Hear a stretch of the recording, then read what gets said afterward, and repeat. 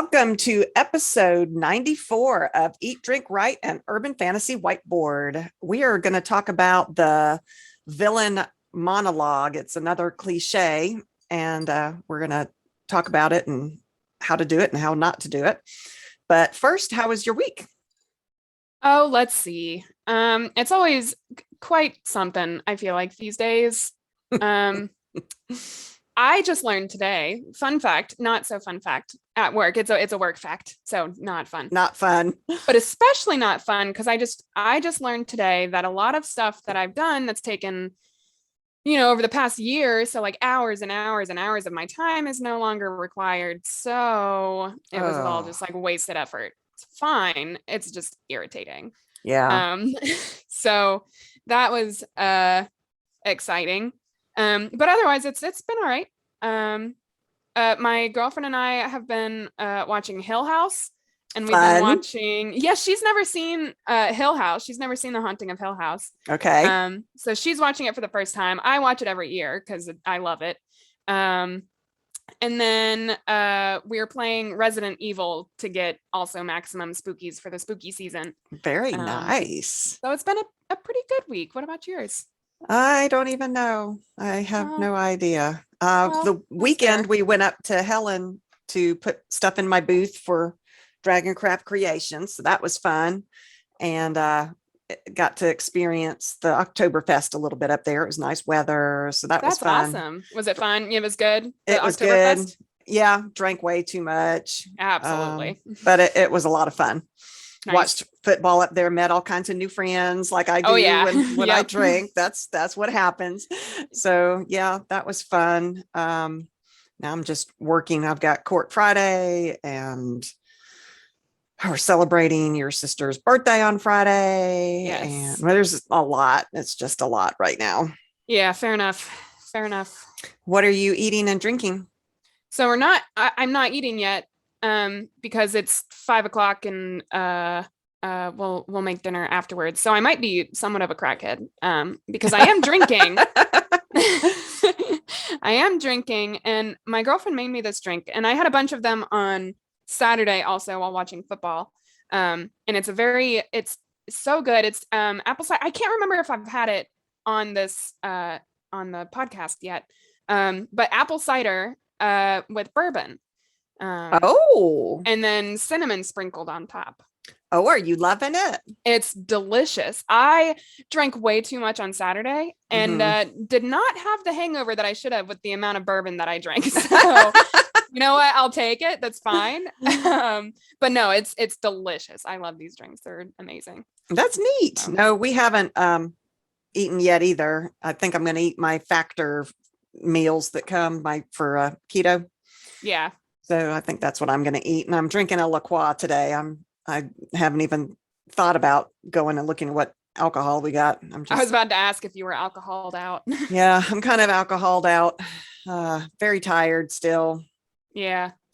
It's always a gamble to whether it's worth it to go on vacation or not, because you got to catch up with everything when you get home. Yeah, I feel that. Did I say what I'm going to be eating? Because I know what I'm going to Oh, eat. no, We I just don't haven't think you eaten yet. did. I don't think you did. Um, I'm gonna make breakfast for dinner. Oh, Um, fun. so we're gonna have eggs, and we've got turkey sausage patties to make little sandwiches with, and then we also have pumpkin spice waffles that Oh, we're how gonna make. So fun. yeah, so that'll be exciting. We're very into the spooky season. That's awesome. That's very awesome. Yeah, we finally got decorated. I don't know if you knew that or not. Yeah, you sent me pictures. Okay. I wasn't sure if I had. I'm losing it. Just telling you, I'm losing it. I I feel it. I feel it. So I have some jokes. Oh yes, let's hear those. So we're talking about the villain today. So Yes. what did the villain say when he got his legs chopped off? Oh gosh, what? Oh no, I've been defeated. Defeated. Great. What horror villain is best at saving money? What? Pennywise. Oh, bless. Yeah, I should have known that one. And this one is kind of weird, but Yeah. this guy says, I told my sister that if you rearrange the letters in vanilla, you get a pirate. And she says, no, you don't. And I said, yeah, it's villain with a missing eye. Ah, ha ha ha. which that's kind of funny. No, that's a good kind of one. I kind of like that one. Yeah, I kind of liked it too. All right. Good Lord. So the villain monologue. Yeah, you ready to crack into it? I've been listening Yeah. to And That's Why We Drink podcast. So if you guys have never heard of that one, it's really good. It's not writing related, but I do get a lot of writing ideas from it, actually. Mhm. It's a paranormal true crime podcast, and it's a comedy podcast. It's hilarious. But one of their phrases is "let's crack into it," and so I just can't help myself. Okay. So let's crack into it. Okay.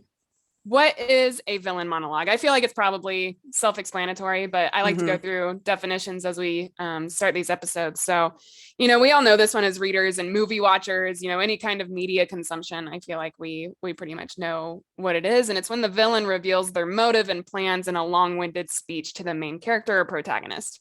Yeah.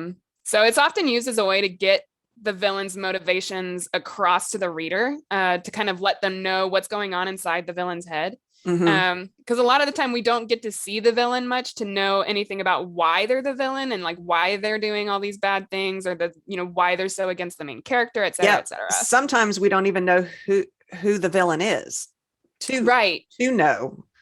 Yeah, exactly. Like sometimes they're definitely kept hidden in mysteries and stuff. A lot of the time don't know who the villain is at all. Right. So how are you going to ever know like what their main motives are if you Right. So it's usually like a long speech and one-sided and uninterrupted. So like it goes on and on and on, and it's usually droning. And I often associate it with like monotone. Like let me just like drone on about like why I'm doing all these things. So yeah, and it typically comes in near the climax of the story. So your main character's either been captured or hurt, or you don't know how they're going to get out of the situation that they're in with this villain. And now we get to learn why they're in this situation.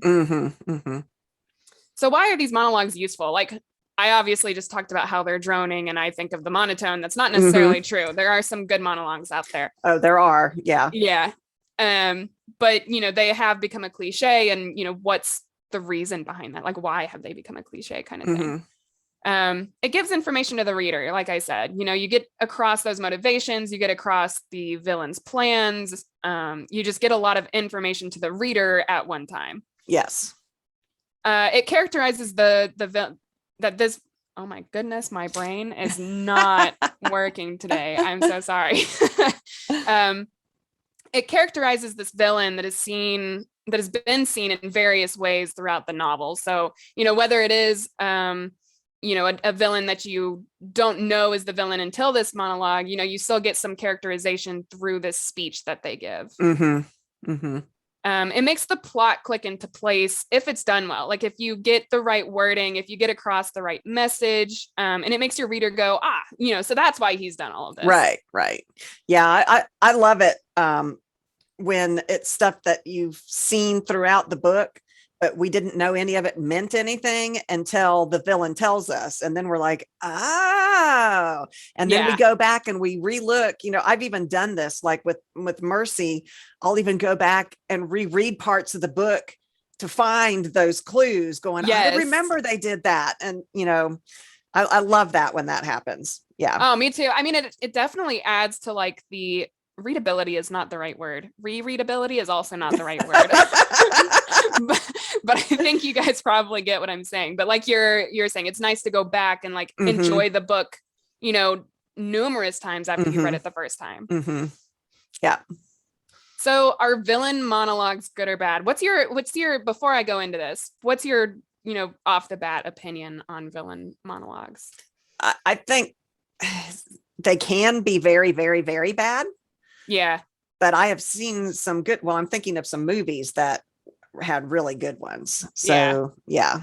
Fair enough. Yeah, I think so too. Like I think that a lot of the time I do see it as a cliche, Yeah. I mean, I would prefer to have another way to do it. Just sometimes you can't. Right. Sometimes given your story, and then you need to ask yourself as the writer, do I need to change the story so that it can? Right. Or does this monologue really work and work well?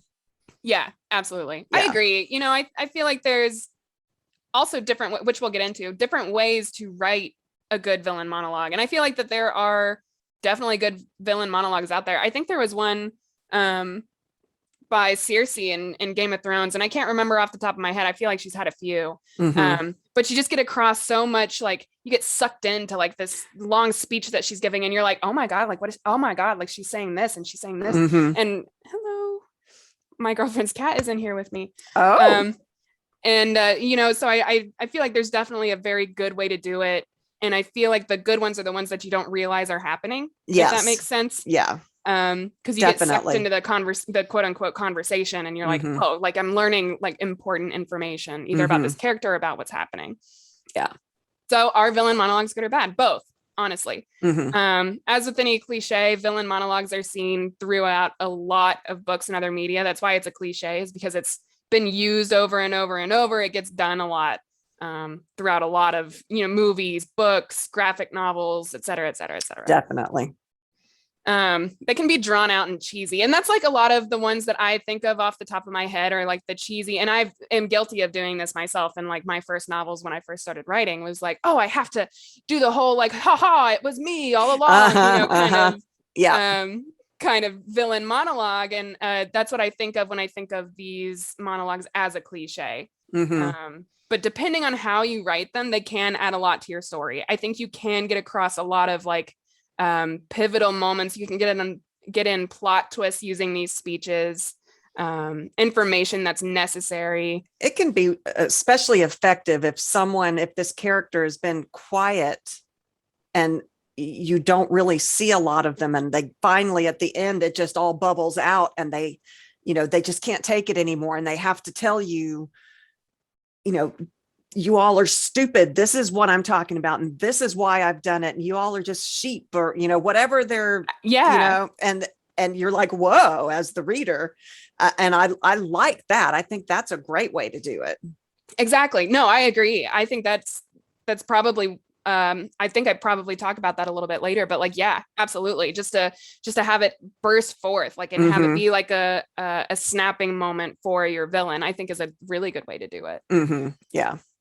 Yeah. And then again, you can also get across villain motives through other means throughout your novel. Like you don't have to use this speech. You're not limited to like, oh, like I need to tell people about my villain's motives and I can't do it because nobody knows who the villain is. There are ways to get that information across without doing this speech. And we're going to talk a little bit about that. Definitely. But first, how can you write a good villain monologue? So make sure that they're telling your audience something new. Make sure that you're not rehashing old information that you've already gone over throughout the novel somewhere. Yeah. I think this is super important because otherwise the monologue is just going to go over stuff that readers already know, like they've already been told this information from, through one way or another. And that gets really boring. It does get boring. I hate that cliche that you're talking about where you're going to die, but first I'm going to tell you how brilliant I am. And then they take so long talking that, gives the hero time to escape or whatever. And I'm like, if you were really so brilliant, you would have just killed him. Yeah, exactly. Didn't really need to tell him the story before he died. Right. Yeah. Yeah. It's either a way to introduce your characters, using this monologue, or show their ending or reveal their plan. So I think those are like some key elements to think about including when you're writing a monologue. Yeah. So like when revealing the plan, it's usually the full extent of the plan. I'll kill you and then your money will be mine. You want to tell them like, why are you doing this? And what's the end goal? Yeah. Is usually included in that villain monologue. Yeah. And that's mostly just because it's like, otherwise, what's the point? Like make sure your monologue has a point, I guess is the point. Is the point. You can use them also to tell backstory, to show what drives your villain. Like, again, basically their motivations, but like you get to pull in a little bit of history. And you can even use them to subvert audience expectations. So you can like change, they can be talking about their history and then suddenly twist it and be like, but that's not why I'm doing this. I'm doing this because of blah. And it's, make sure it's related or important or whatever, but like you can use it to, lead the audience one way and then be like, but actually it's this. Yes. And again, I think I've said this a little bit, but make sure a long speech is necessary. You want to make sure it's actually important. And I think you mentioned it before too. But that's one of our key tips. Always examine the purpose of everything that you want to put in your novel. I feel like is really important, just to make sure that there's no, like, oh, why did they include that? There's no point to the story. Yeah, I mean, for sure, you want to look at other ways that you can get the villain's reason out without having to do a monologue. Right. You can use other characters, other point of views. There's many other options available to you. You're not limited, like you said, to doing this monologue. Yeah. So think about that. And you may think when you're writing, I want to do the monologue. It's a good one. And when you get there, you might find this isn't working, and you might have to change things and come up with other ways to get that point across. Absolutely. Oh, hello. Cattail. Yeah. She hasn't been fed, so she's a little hungry. But yeah, no, absolutely. There are other ways to get out this information other than just using a long speech. Also brainstorm where the monologue will occur. And this tip was really interesting to me, because I never really thought about brainstorming. Excuse me. I never really thought about brainstorming. Wow. She is walking back and forth. She's ready for some dinner.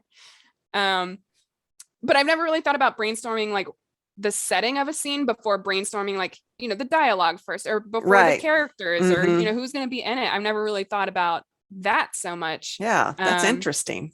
Yeah, but if you can envision the scene in which a monologue will occur, like you can add details like objects that the villain is gonna pick up while they're talking, like, and it could be like they brandish a knife, and that's threatening. That adds like a threatening layer to this monologue speech. Or you can think about things like, where is your protagonist in relation to the villain? Like, are they in a basement? So are they tied to a post, or are they tied to a chair?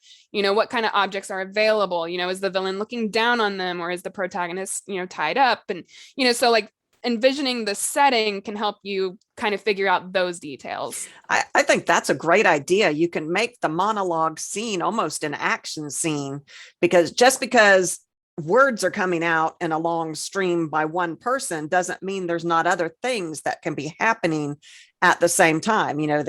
They're sliding the knife down his chin, and you're thinking, oh my God, he's going to cut him, or even drawing blood down his chin. And all this can be going on while this monologue is happening. So you can almost make it an action scene. That's a great point. I hadn't really thought of that. Well, and I really love the way that you just described it as an action scene. I think that's fantastic. That is essentially what that tip is, I think. But like, I didn't really think about it that way. I think it's really, really good idea to add some action into your monologue. And that way it's not just a body of dialogue or a body of text where there's no break or anything like that. You can add so many elements by adding action. Yeah, I just hate that. I've done some stage acting when I was in high school, and when you're stuck in one place, you don't know where to put your hands and all that. Just envision that I'm standing here telling people this story. So yeah, put some action into it. That's definitely a way to make that better. Yeah, absolutely. Work out what the monologue speech needs to say in the actual scene first.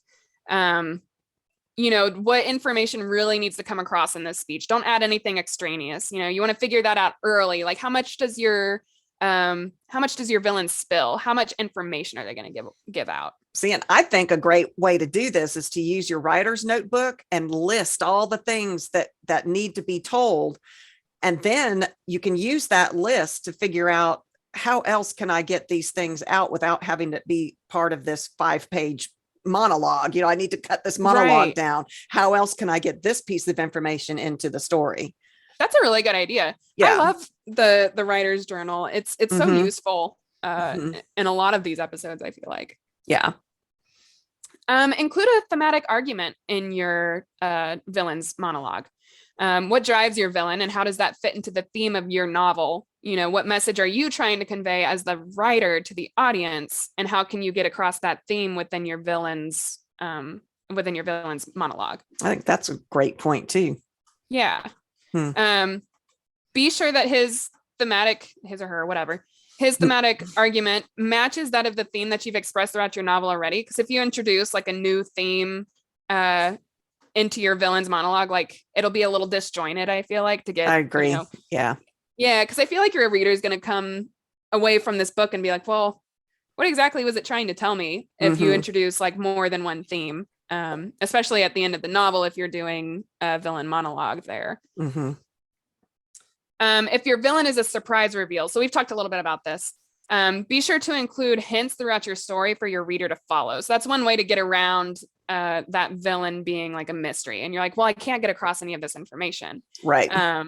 But I feel like you can. Like you said, you like to be able to go back and find those hints and breadcrumbs that the writer has left. You can absolutely do that. You don't want to slap your reader in the face with a reveal that doesn't make sense and then have the villain monologue about it. That's the last thing that your reader is going to want to read.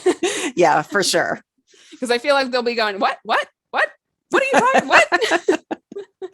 I've watched some TV shows and movies like that. I'm going, what just happened? What? Yeah, exactly. Also give your main character or protagonist like a chance to interrupt the monologue. I know the point of the monologue is for it to be, this long-winded like speech and you're getting across this information.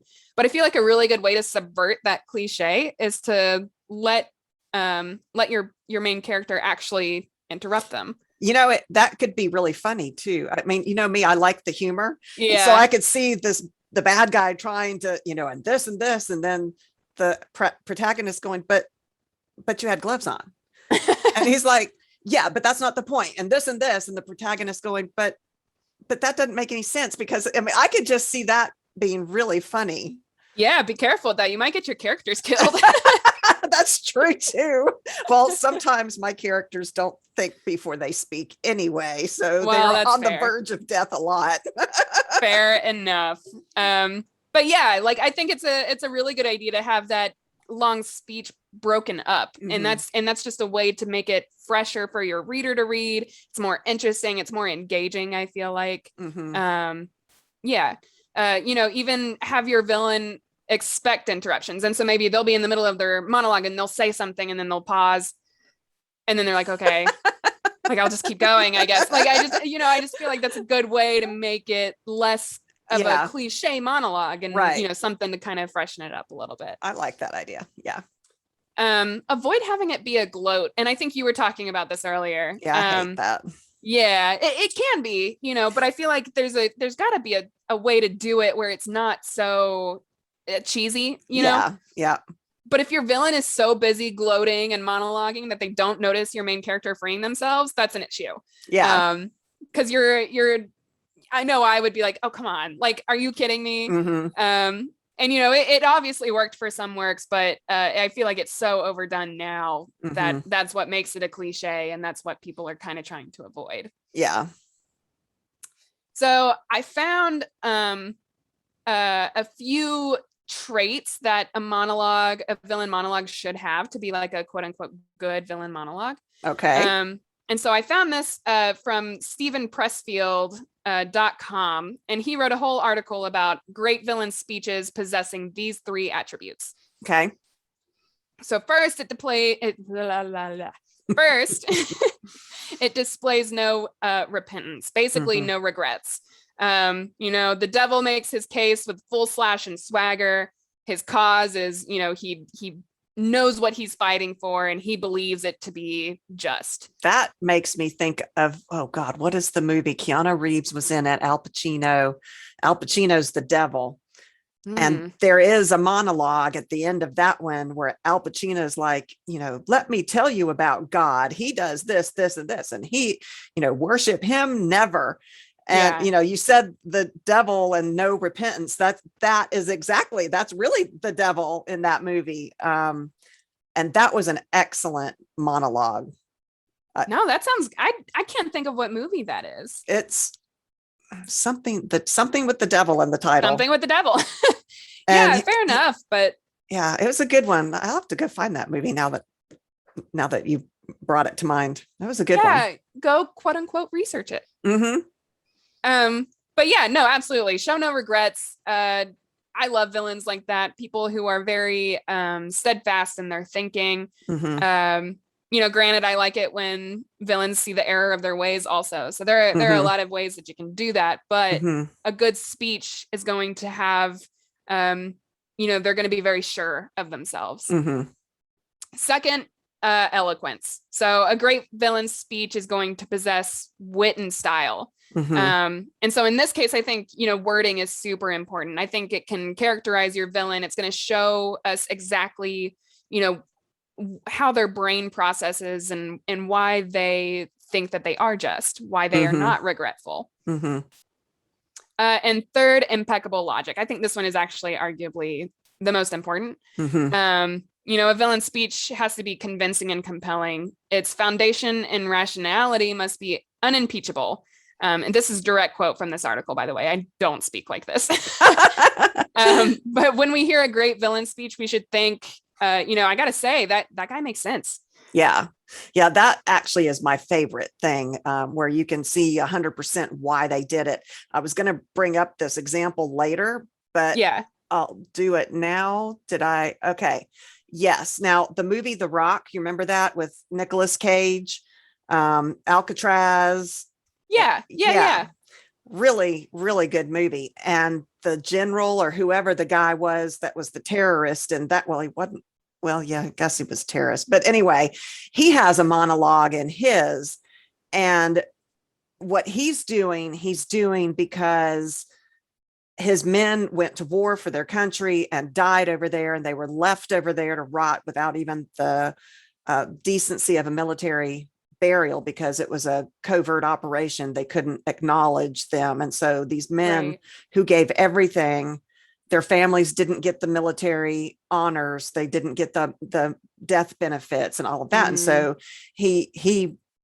that's why he's the bad guy, but he is 100% sure. He is super eloquent in how he says it, and impeccably logical. I mean, I can see that too. I hate that there are men of ours over there that have given their lives for my freedom, and their families get treated like that. Absolutely. So, yeah, that gives me chills thinking about that scene, that monologue. It really well written. Yeah, no, that's a great example, because I think the best villains, and we've talked about villains before, are the ones that are human. You can empathize with them. Yeah, for sure.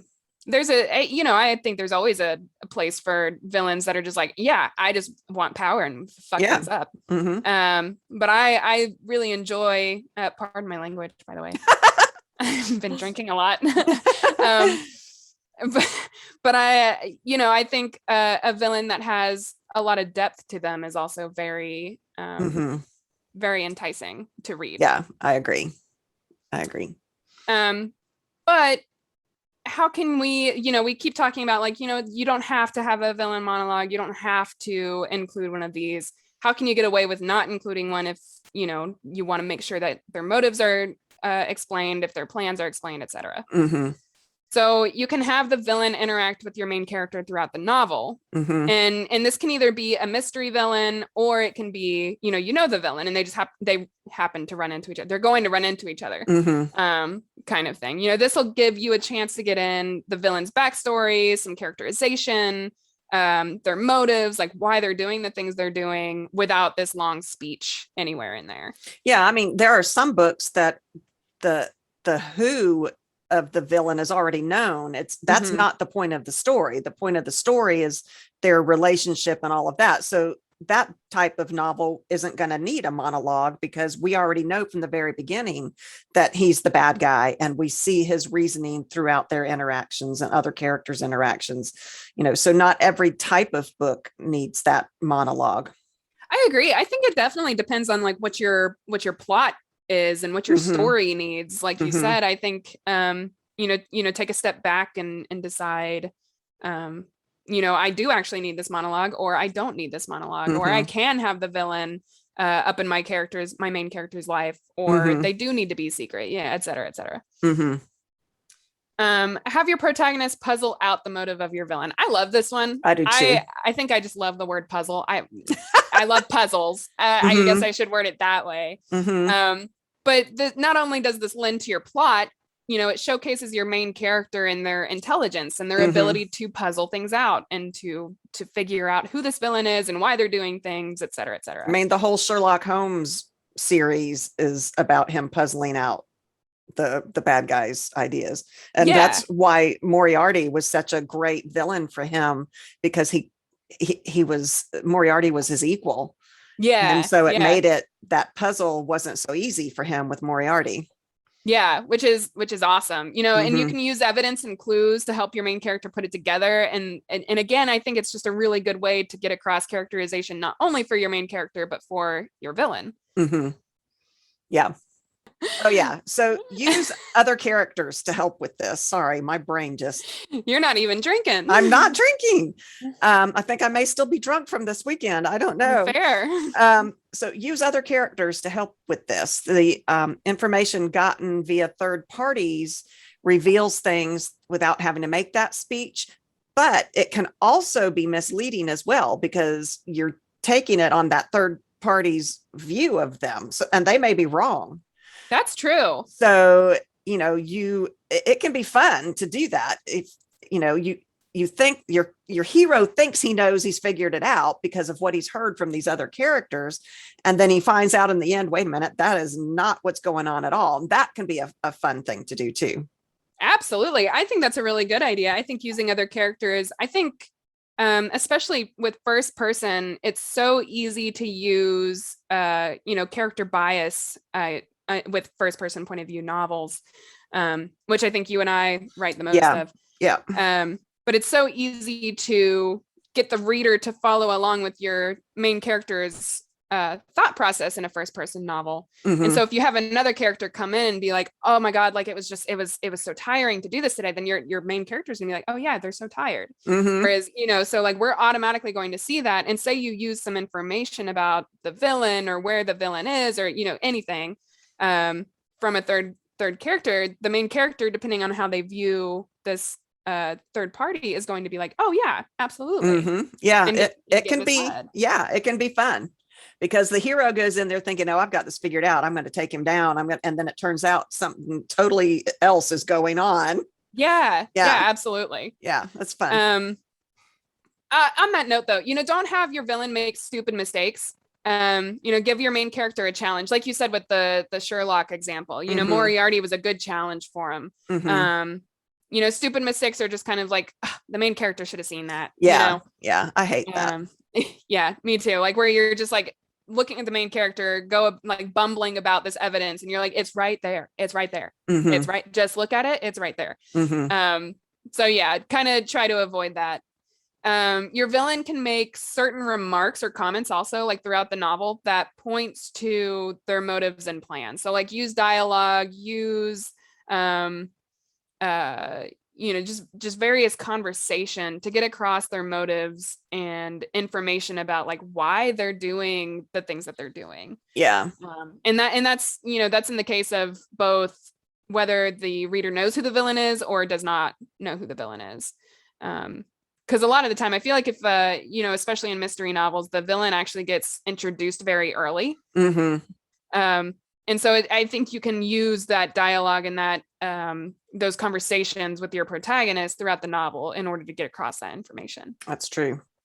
Yeah, I was going to do the rock example, and then I thought of another one while you were talking. A Few Good Men. You remember that movie? Yeah. With that actor Jack Nicholson, when he's on the stand, and I think it's Tom Cruise is the lawyer, and Tom Cruise is pushing him, and finally Jack Nicholson's character explodes with this information. It's you can't handle the truth speech. Yeah. That we all know. I mean, we all remember that line from that movie. But that was a great monologue. And yet this character was known all the way through the story, but we didn't know until, I don't remember how far into it, we realize what's going on. Cause it's been a long time since I've watched that movie, but I do remember that monologue on the stand was another example of a good one. Yeah, no, absolutely. And you can absolutely Google like what's a great example of a villain monologue? And I came across several YouTube videos that had really good ones. That's where I saw like some of the Cersei ones. So if you're interested in doing some research on like some successful villain monologues that people really do enjoy, people as a mass, I suppose, you know, Google it, you know, Google top 10 villain monologues and you'll get a list of really good ones. Okay. And that's a really good way to look at, you know, where to start in doing your own. Okay. Very good. Yeah. That's all I have on villain monologues though. Yeah, me too. Awesome. I do have an interview question for you though. Okay. Do you use villain monologues in your novels and how do you make them fresh if you do? Trying to think. In Frickin' Fairies, there is a monologue scene because the bad guy is a surprise. But it's also an action scene at the same time. There's stuff happening during that monologue. And then in Cada, I don't think there is a monologue scene in that one. Because I think we know from the beginning who the bad guy is in that one. What about you? Yeah, I don't remember one in Cada. I was going through all my books and I was trying to think if I had villain monologues, and you know, I remember doing them back when I first started writing, like 12 years, I don't know, 12 years ago. And reading them now is just like so painful. Like it's very cringy. So I think I've kicked most of them. The only one that I can think of is in my Louis and Delaney book. At the very end, there is a bit of a villain monologue, but throughout the entire monologue, my main character is trying to think of a way to escape. And she kind of doesn't have many options for her. So it's, you know, she is curious about like why she's ended up in the situation that she's in. And so she does, you know, ask them questions, and they're genuine questions. And I think that's part of it is like, it's very cliche to just keep them talking. You know, I'm stalling for time or whatever. Yeah. But Delaney was genuinely curious about like, why are you doing these things? Like, are you seriously, you know, committed to this? At the same time as thinking of, you know, her magic is talking to her and she's trying to figure something out. And she's also like, why are you doing this? Like, what would bring you to this? And all of that comes together into this monologue. So it's kind of an action scene as well. Okay. Yeah. But all my other ones, I think I tried really hard to avoid. I think Mac, the villain, is known from the beginning, or at least like a little bit of the way through. Like we figure it out and they have a conversation and that's how we get across, you know, his motives. Yeah, it wasn't a monologue. It was more of like a dialogue interaction. Yeah, they interacted. Right. And then Aiden is the same way. We know the villain from pretty early on. So, but yeah. Okay, well, cool. Yeah, I do have a sentence challenge also for those of you who are interested in participating. So basically what this is, if you're new to the podcast, is you take the sentence that I'm about to give you, and it's actually kind of a two-parter, but you take the sentence that I give you and you use it as a prompt, essentially. But you, the challenge is that you use that sentence somewhere within the work. And this week's sentence is, "It was you, I knew it." I like it. So, but yeah, do you want me to do the outro? Thank you guys so much for listening. We have a blast doing this podcast and talking about all things writing. You can find most of our information, if I think all of our information, at our website at eatdrinkwritepodcast.com.